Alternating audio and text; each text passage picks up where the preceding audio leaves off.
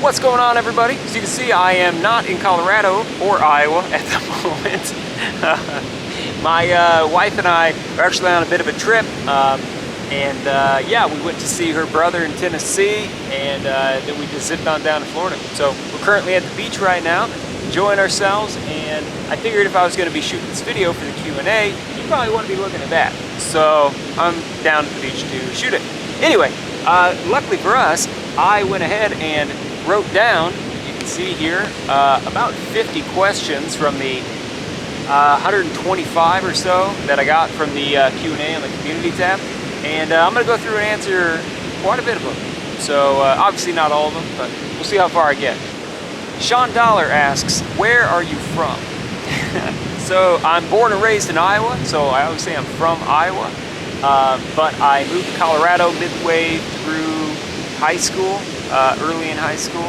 And I stayed out there. I did my undergrad out there, and now I teach at a college out there. So I live in Colorado, but I'm currently residing in Iowa because of some family health issues where it's helpful for my wife and I to kind of be around and help out with some of that stuff. So currently residing in Iowa, but I live in Colorado. And at the moment, I'm at the beach in Florida. Ralston asks, opinion on microtransactions in Red Dead.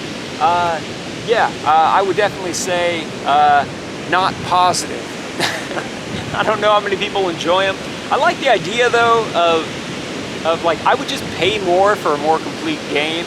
I don't really like getting nickel and dime. I don't think very many people do.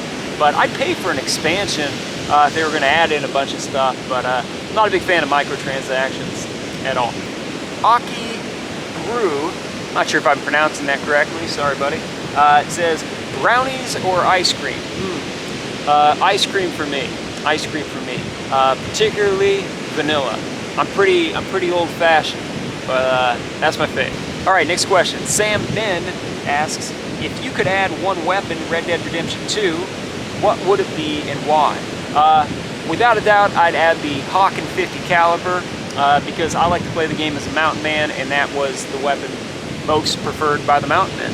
I think it would be fantastic to add in. I've said it 100 times, so I think you all know that. But yeah, that would be it, the Hawk and 50. All right, Pete Capri asks, if you could go back and experience one time period or event in American history, what would it be and why? Yeah, I would say I'd go back to the fur trade / mountain man era. I just got a passion for it. I love that era. I love the freedom of that era. I love sort of the independence of that time, the self-reliance. It was an awesome time, So if I could go back and sort of live in any time like that, that would be the time. And I'd be in the mountains, or I'd be sort of up in the Northwoods, right? Particularly maybe even up in Canada. That would be a blast. All right, Meme Support asks, what is your favorite game to play other than Red Dead Redemption 2? It changes depending upon, the time, but I would say Crusader Kings 3. I'm having a blast playing that with some friends right now. And I also like Ultimate General Civil War. That's a really fun game. So I really dig those two games. All right, Tutorials, Tips, and Tricks asks, if you were to change / add one thing in Red Dead Online, what would you change / add? Well, I mentioned before, I want the Hawk and 50 in there, the gun, but if I was going to change something like overall in the game, I'd get rid of the radar. I like the idea that people can't see me and I can't see them, and I think it leads to less griefing and more of a realistic experience, right? Rather than I sense somebody over here somewhere, I think it just more so leads to people messing with you. All right, Thickotron, great name by the way, says, how's your day? It was good. It was a good day. Thank you. All right, Harvey Tactical asks, what do you want added to Red Dead Online the most? I'm kind of repeating myself a little bit here. I try to weed out questions that overlap, but I guess this is a little bit different. So what I want added to it the most, besides the gun and getting rid of radars, I would say more mountain man stuff. And even though the time period isn't right, really give me the mountain man stuff. Give me the trapping more than anything else, right? Because then I can live out my mountain man fantasies properly in the game. So I'd love to see I'd love to see traps added to the game. Give me that 50, right, that Hawken 50. Give me the knife with eyes, right, the old Hudson Bay knife. And give me a pack mule as well. I want all that stuff. And of course, saying nothing about all the roles that they need to add, right? They need to add a proper lawman role, an outlaw role, cattle rustler role, cowboy role, so on and so forth. I'd like to see that. Noah Whitman asks, what inspires you to do what you do? It's a good question, Noah. I would say to get out of higher ed. Higher ed's a bit too woke for me right now. All right, I cannot pronounce this name at all. So, yeah. The question is from Soloviev. We're just gonna go with that. What are the craziest things Rockstar could add historically accurately into Red Dead Redemption 2 online? Probably the machine gun bicycle that I talked about in my firearms video. That would probably be the craziest thing. Just to be clear, I don't want it added into the game, but it is historically accurate, and I suppose they could put it in, but don't. All right, Senor Smiling Guido, awesome name, says, if it wasn't history, what do you think you would be doing right now? Similar to Colin Schultz, who asks, if you were not a history teacher, what would you be? That's a good question. I would probably be writing books on historical masculinity, things like that, and probably doing programs for men, because men need help too.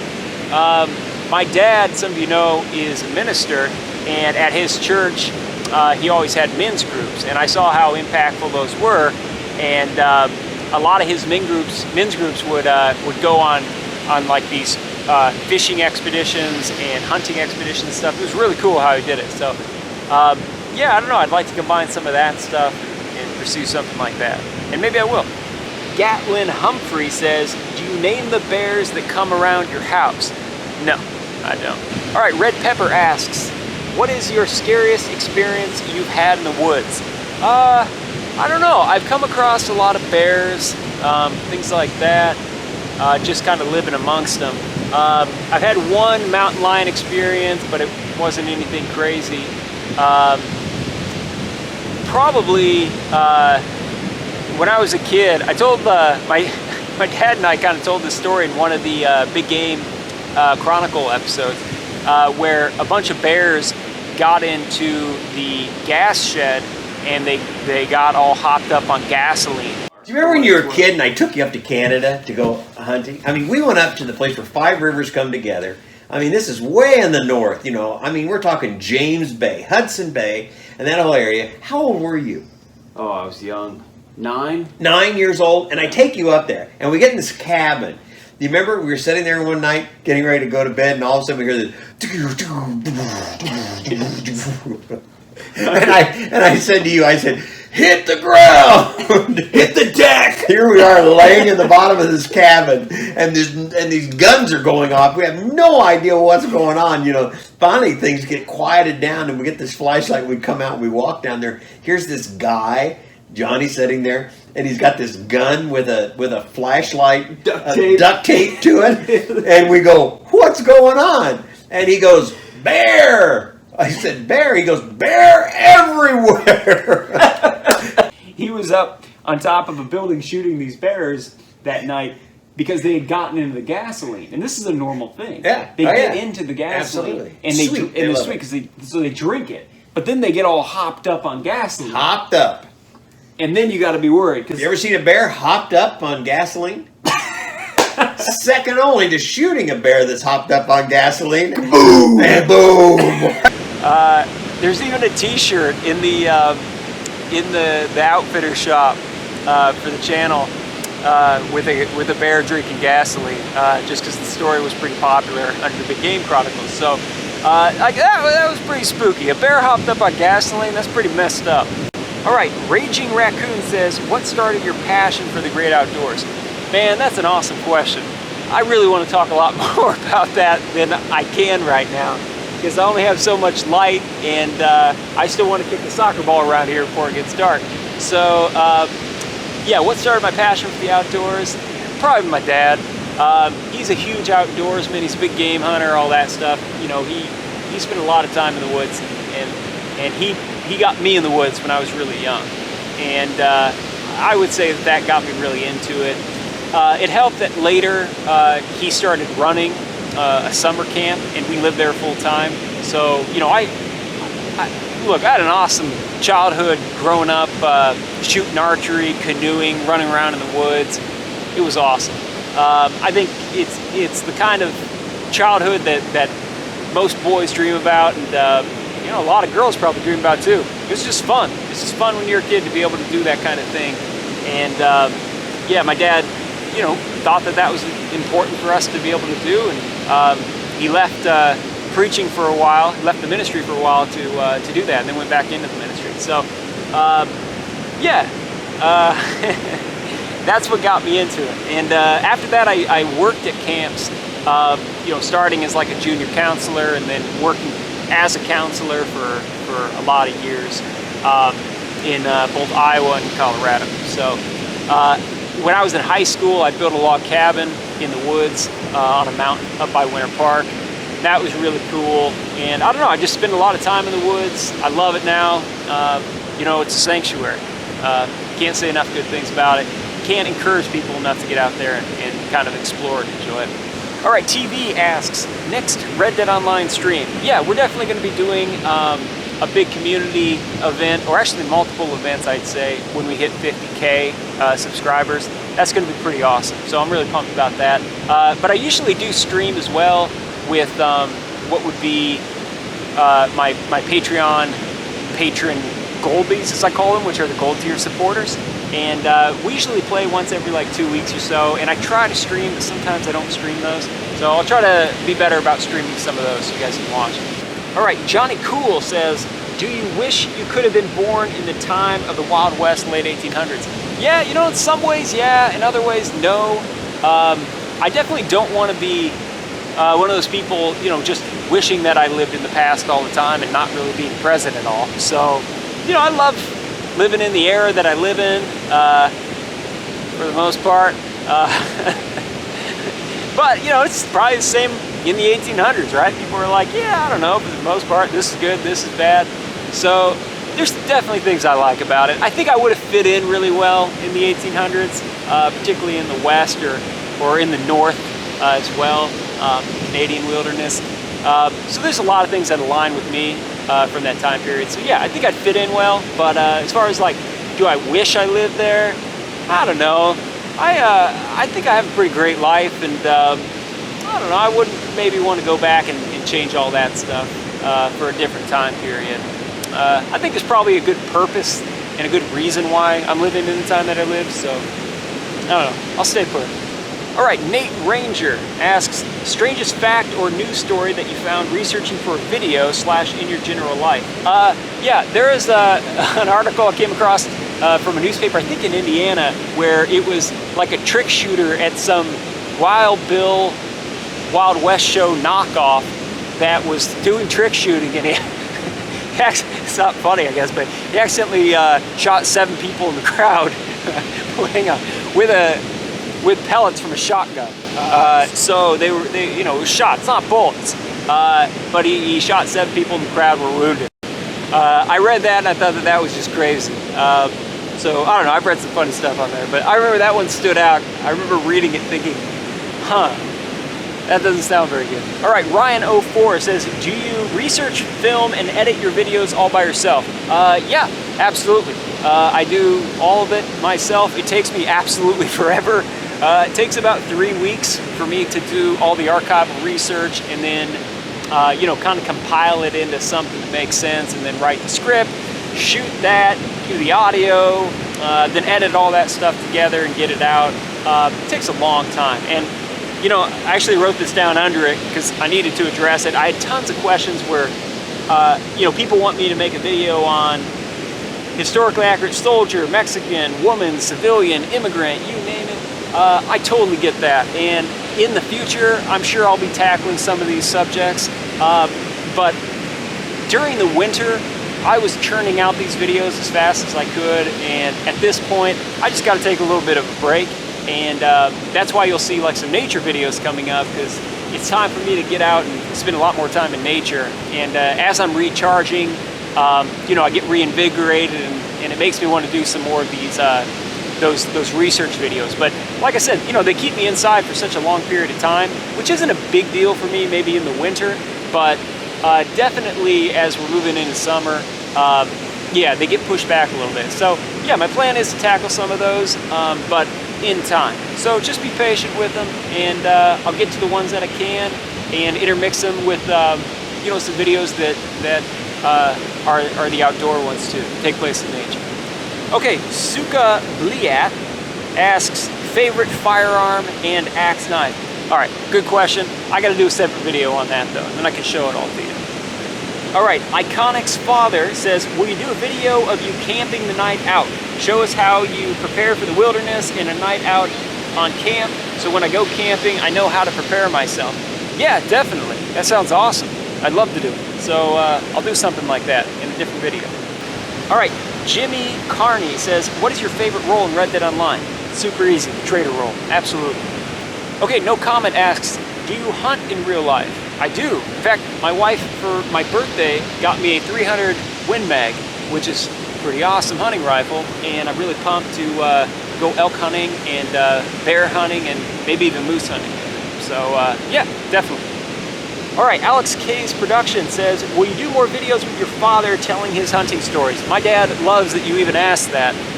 Absolutely. In fact, we actually shot one maybe a month and a half ago, and the audio got all screwed up, so unfortunately we couldn't use it.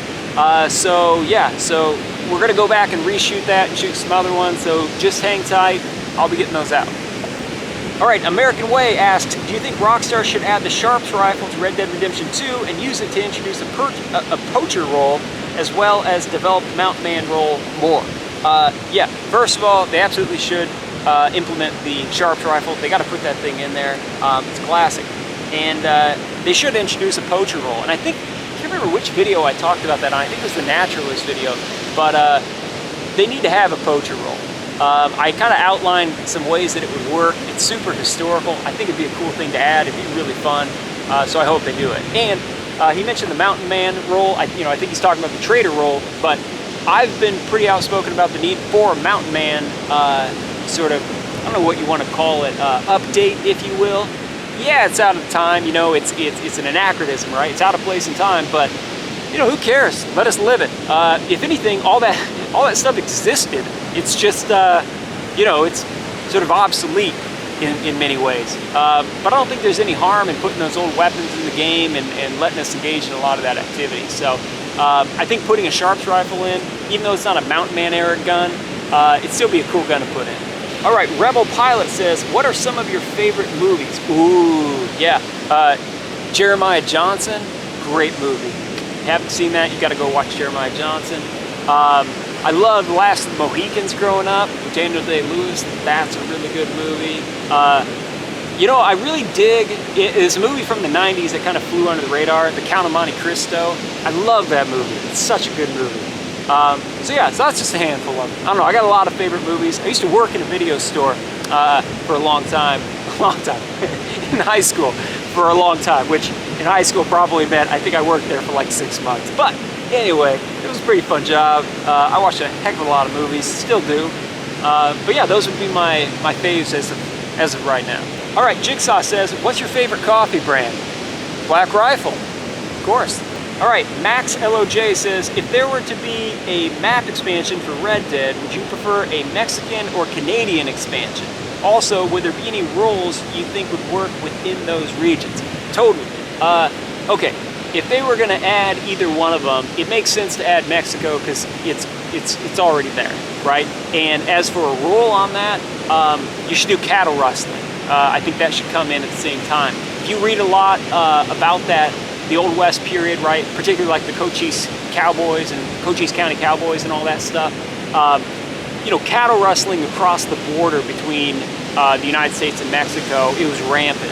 And you know, it's a perfect time to insert that in there. It's the perfect place to do it. So I think they should add Mexico, and I think that they should add the cattle rustler sort of role at the same time. Now that said, personally, what would I like to see? Personally Canada. But that's just my own thing, right? You know, I get it why people want Mexico in. I think it makes a lot of sense. I just like the North. I'm a North guy, and I like the Canadian Northlands. I think it'd be cool to add that stuff in, because that's just a better fit for me. But yeah, I don't know. If they added in the Canadian one though, definitely add trapping into that. Sort of expand the trader role with trapping. So that's what I would say. All right, Sean McFeeters, hopefully I'm saying that right, can't read my own writing, says, I've been looking for books on historical accuracy in the Old West. Do you have any recommendations? I had a lot of people ask about books. Definitely. I actually shot a video about book recommendations, and unfortunately when I shot it, it was the same night that I shot the Big Game Chronicles with my dad, and the audio was all mucked up, so I gotta go back and I gotta reshoot it. So I'm gonna be doing a video just on book recommendations, so just hang tight and I'll get to that. Okay, Gordon Stewart Guitar asks, what do you think of the content Rockstar is handing out to the game, pace of the content, and what you get from it? I don't know. I don't want to criticize those folks. I think they made an awesome game. But yeah, like most people, I want more content, and I want it coming out faster. But I don't know. I'm just trying to be grateful for the stuff that we get. And I've got ideas and stuff they could add, but ultimately, I don't know. As long as they're pumping out new content, I prefer more historical stuff personally. Like I said, why in the world we don't have like a proper outlaw, lawman role, a miner role, you know, cowboy role, rancher role, all that stuff, right? It makes a lot more sense to be adding that stuff in right now. And there's a bunch that I haven't even named, right? Maybe a poacher role as well. But I think it makes more sense to add that stuff in now. Hopefully they do. So I'd like to see that stuff added, but I'm not going to be too critical of them. I don't know. We'll see. All right, Oliver Tubb says, would you be willing to do a historical accuracy rules part 2? Yeah, definitely. I've been thinking a bit about that, and so I'm getting some ideas together, and when I kind of got them hammered out, I'll make another video on that. All right, Caleb Seller says, outside of American history, what is your favorite place and period of history? Yeah, I don't know. I'm super interested outside of American history, and I'm just going to include all of North American history on that, right? Because I really like the fur trade, and a lot of that, not all of it, but a lot of that took place in Canada, particularly like the Hudson Bay stuff. But outside of American history, I would definitely say sort of Viking history. That's just cool stuff. I don't really know what I can add to that. A lot of my family came from Scotland, so you know I love that Celtic history as well. My focus in grad school was actually on medieval Scotland, so I don't know. I dig all that stuff, and a lot of Scottish history overlaps with the Vikings coming to the British Isles. So that era is just that's pretty sweet. So I would say Viking stuff as well.